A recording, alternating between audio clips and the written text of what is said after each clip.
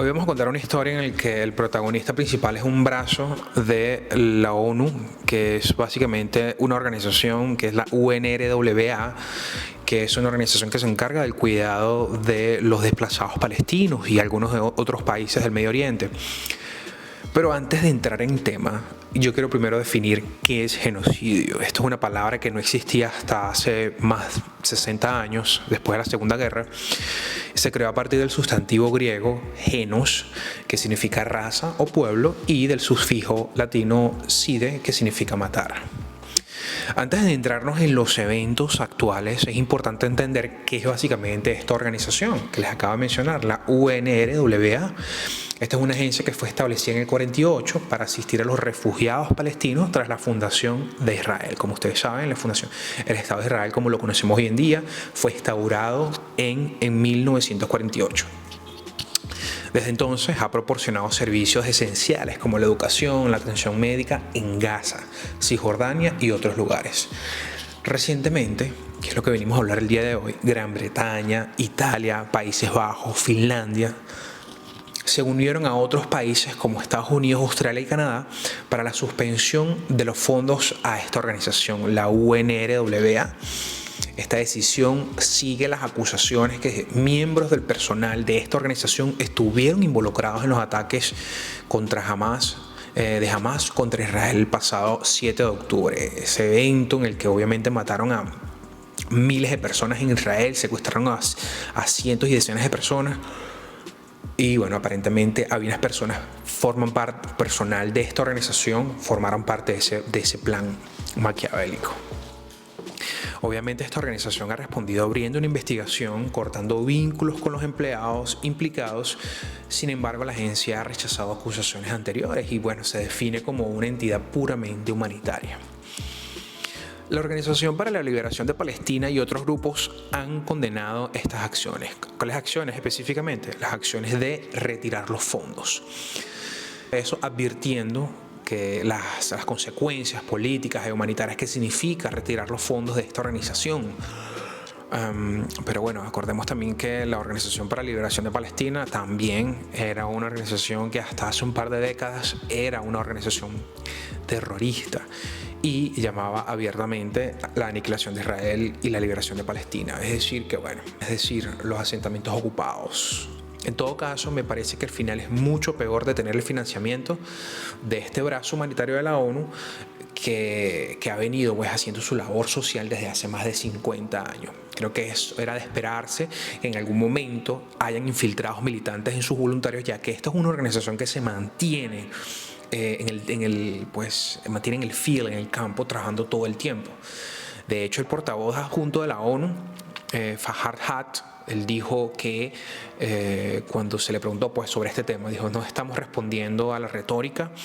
En general, esta organización, la UNRWA, ha tenido un sólido historial que hemos subrayado repetidamente. De verdad que para nosotros es ajeno a nuestra voluntad, sobre todo en Occidente, pero recordemos que estas son organizaciones que emanan de la ONU, que son financiadas por los estados, es decir, por nosotros, y se encargan de hacer una labor social. En este caso, proveen ayuda, cuidados, atención, alimentación.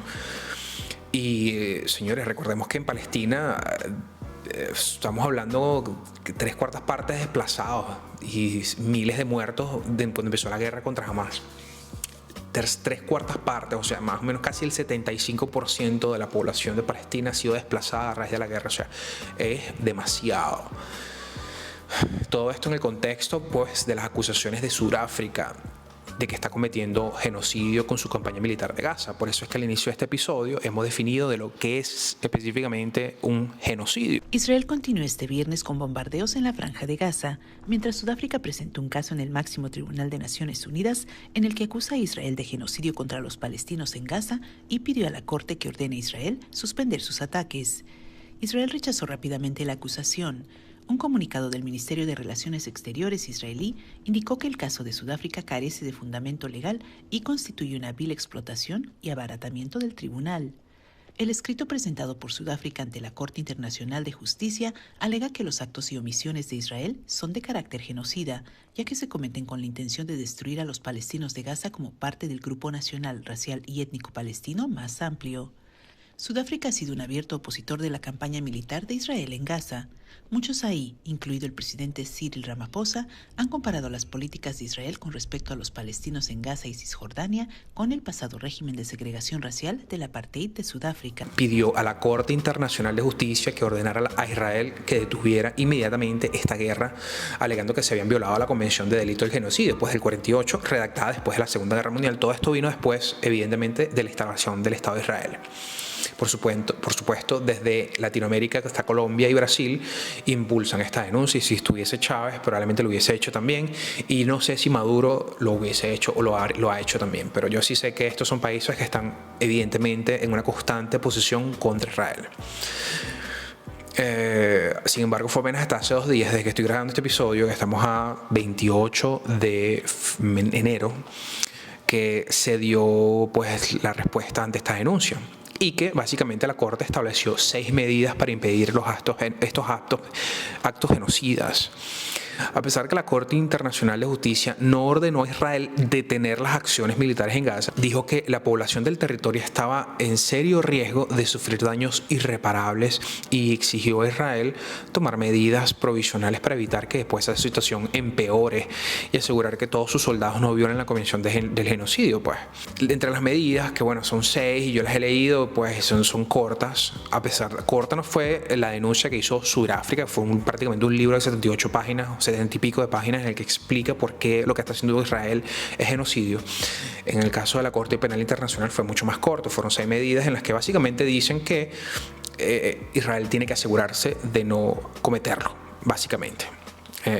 Una de ellas decía: Israel debe garantizar que su ejército no cometa ningún acto genocida, Israel debe prevenir, castigar cualquier comentario público que pueda considerarse incitación a cometer genocidio en Gaza. Probablemente esto lo dicen porque hay ciertos diputados, o de hecho, sin ir muy lejos, recordemos que la coalición del primer ministro Netanyahu hoy en día se mantiene con una coalición que es ultranacionalistas.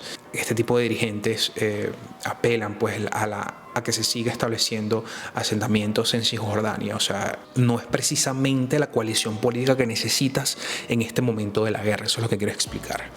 Por eso es que probablemente la Corte Penal Internacional le pidió a Israel que, bueno, bájenle 2 a las declaraciones públicas. Hay diputados que abiertamente dicen que Palestina no debería existir, así como también Hamas abiertamente lo dice: Israel no debería existir. Es por eso que en este episodio, cuando trato de hacer un análisis o explicarles lo que pasa, es difícil. Lo que les quiero decir es que es difícil que estos 2 estados lleguen a un consenso, porque son básicamente 2 estados que insistentemente promueven a la eliminación del estado contrario. Entonces, es como difícil llegar a un consenso bajo esos términos, ¿no? Una de las medidas también fue: Israel debe tomar medidas para garantizar el acceso humanitario. Esto es una cosa que Israel dice insistentemente que lo hace, que nosotros vamos a lanzar una bomba en el punto A, pero le decimos a la gente que vive en el punto A que se mueva. Recordemos que seguramente, si usted escuchó mi último episodio, sabe que yo lo repetí en ese momento.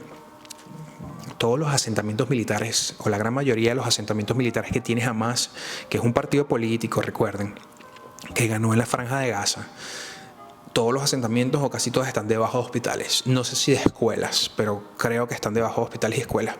Y esto lo hacen precisamente para evitar retaliación por parte de Occidente a la hora, porque saben que Occidente se debe a unos lineamientos internacionales, que no podemos tirar una bomba en una escuela, así sea que haya un tipo malo ahí, no podemos, porque hay efectos colaterales implicados. Entonces, por eso es que ellos tienen sus instalaciones militares debajo de hospitales. Pero Israel insiste, a lo largo de estos 100 días de guerra, ha estado insistentemente diciéndole a la gente que se mueva de ciertos lugares porque saben que ellos van a atacar ahí. Una de las medidas también dice que Israel debe presentar un informe al tribunal en el plazo de un mes desde que se dicte esta orden. Básicamente, el Tribunal de la ONU está diciendo con este dictamen que la forma en que Israel está conduciendo la guerra debe cambiar radicalmente bajo estas condiciones. Israel ha dicho consistentemente que sus combates respetan las leyes de guerra. Las declaraciones de la jueza indican que el tribunal no está de acuerdo con esto. Como les digo antes, se estima que 1.7 millones de personas, casi las 3/4 de la población de la franja de Gaza, han sido desplazadas. Según lo que yo entiendo de lo que ha sucedido con Israel estos últimos 30 años frente a la comunidad internacional, es que ellos realmente no les importa demasiado cambiar cosas. Es decir, la comunidad internacional les pide que dejen de hacer algo, ellos no lo van a dejar de hacer, porque la comunidad internacional les está diciendo a ellos desde hace muchos años, incluso décadas, que le bajen 2 a los asentamientos en Cisjordania. Es por eso que yo creo que estas medidas me parece que es meramente pura diplomacia y no estoy seguro qué implicaciones reales puede tener. Tenemos que ver esto bajo un contexto en el que estamos apenas terminando unas elecciones para la precandidatura pues de el presidente Donald Trump, en el que probablemente él gane. El presidente Donald Trump tiene unas relaciones amistosas bastante cercanas con el primer ministro Netanyahu, y esto puede hacer también evidentemente que se cambien las reglas de juego. Pero la verdad es que seguiremos viendo qué sucede. Este episodio es corto, gracias por escucharme. Por favor, no olvides suscribirte al canal. Estamos subiendo episodios semanales, hablamos de temas particularmente pues de economía, política, cosas que nos llaman la atención, que me llaman la atención. Así que por favor, no olvides suscribirte. Este podcast tiene presencia en diferentes plataformas, en Google Podcasts, Apple Podcasts, Spotify. Conéctate con esas plataformas, suscríbete y bueno, espero verte en una próxima oportunidad. Hasta luego.